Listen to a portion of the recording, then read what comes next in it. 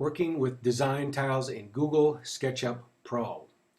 What I have here is three Google SketchUp SKP files that I brought into a new file to work with. This is a 6x6 cubic design tile, a 6" by 12" cubic design tile, and a 12 by 12" cubic design tile. I have the camera currently for viewing on perspective. You can certainly put it to parallel projection so you don't see that side geometry. I tend to work in perspective. I'm on the mouse now on the wheel and I'm just going to rotate around, but working in perspective, it keeps the geometry accurate and concise as you start to work with these models and build different geometries. So again, we have a 12 by 12 cubic, a 6 by 12 cubic, and a 6" by 6" cubic. And what I'm going to do, I'm going to go back to the keyboard now and use a command. Command 1 puts us back to plan view where I want to be, and I want to make some copies of this 12 by 12 cubic.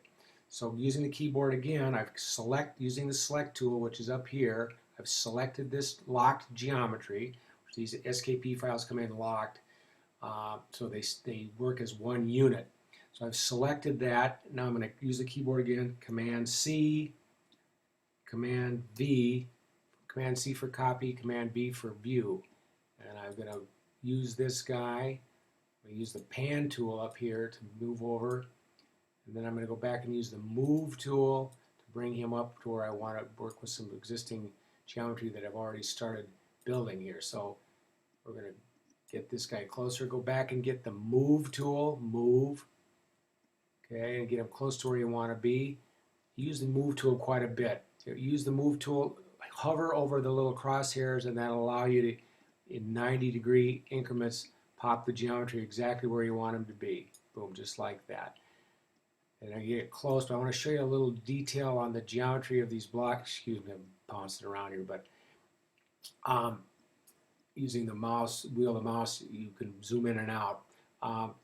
One of the details on the DezignTiles is this beautiful little chamfer, which is wonderful for construction and manufacture and shipping the product, but it makes it a little difficult when you want to try to move these guys around and match them up.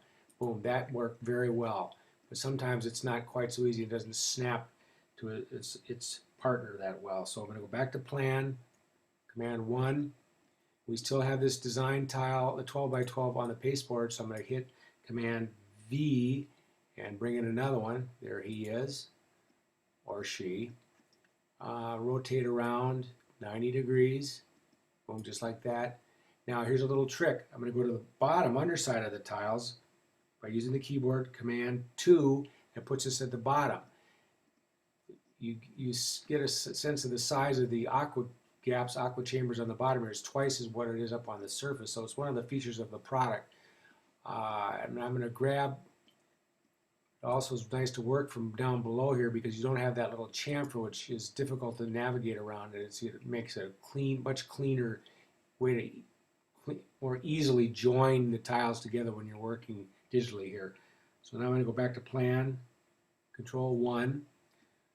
But you can see the aqua gaps here are half the size of what they are on the bottom. Okay, so now I'm going to go grab this select tool and I'm going to grab that guy, Command C, Command V, put him close to where I want to be, hover over a point on the side here, we should be able to grab him. I think I got him, yep. Alright, now to finish this geometry, I'm going to go Command C, Command V, Command V, boom. Now you can see the 1 is popped up above there, so now I'm going to go Command 2, go underneath, you know right where he is.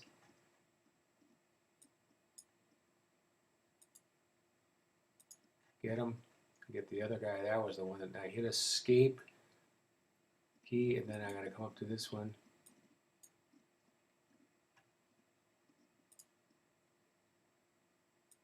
Boom. So now I'm going to go Command 1. So there you are. You've done a nice geometry in Google SketchUp. Completed it's going to be a nice small little design, little patio, and you're going to export that into another program as well. Working in Google SketchUp Pro.